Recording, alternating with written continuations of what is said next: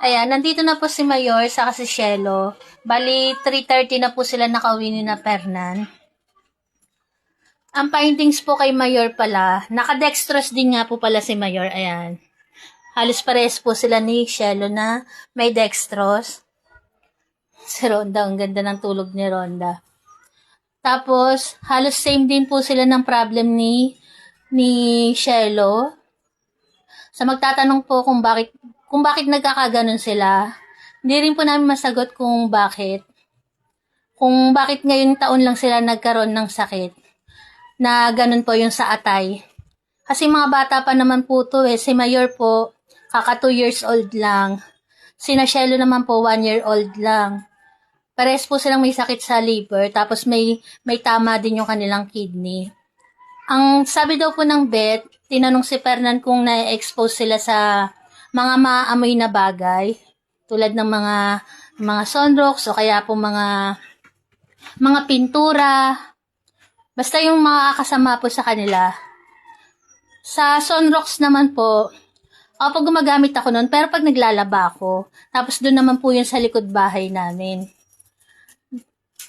Hindi naman po nila yung nadidilaan, hindi naman po nila yung nakakain ba, kasi iniiwasan din po namin yun sa kanila. Pero iniisip din po namin kasi, baka po sa pintura, kasi dito po sa lugar na to, dito sa tinitiran po namin, may pagawaan po dito ng bangkuan, ng cabinet.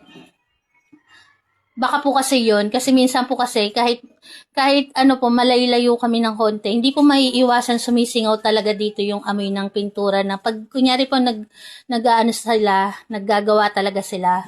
Yung hangin po ba papunta dito yung amoy ng mga pintura. Kaya po yun naisip namin. Hindi rin po namin alam na masama pala sa kanila yung ganong amoy. Kaya po yun.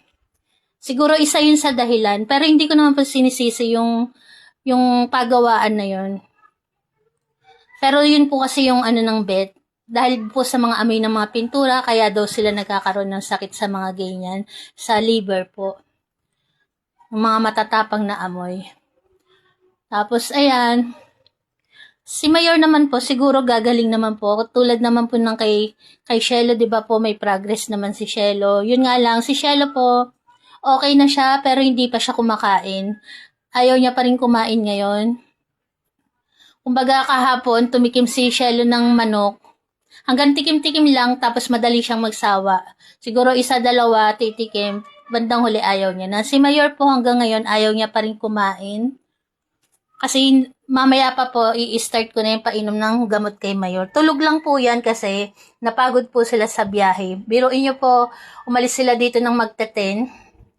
Tapos dumating sila ng 3:30. Kaya napagod lang po sila sa biyahe. Pero okay na po si Shelo. Maaliwalas na po yung mukha niya. Hindi po katulad ng mga nakaraang araw.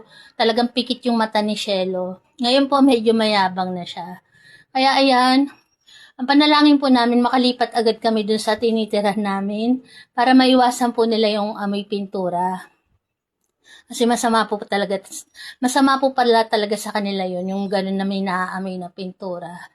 Kaya sana po mapabilis yung paggawa namin ng bahay. At nang makalipat na po sila doon. Yan lang po ang update sa aming mga par babies. God bless po sa atin. Nag-update lang po ako kasi alam ko po marami nag-iintay na ito sa mga followers namin kung ano na yung resulta ng pagpapagamot nila kanina. Ngayon po tulog po sila. Salamat po. God bless po sa atin.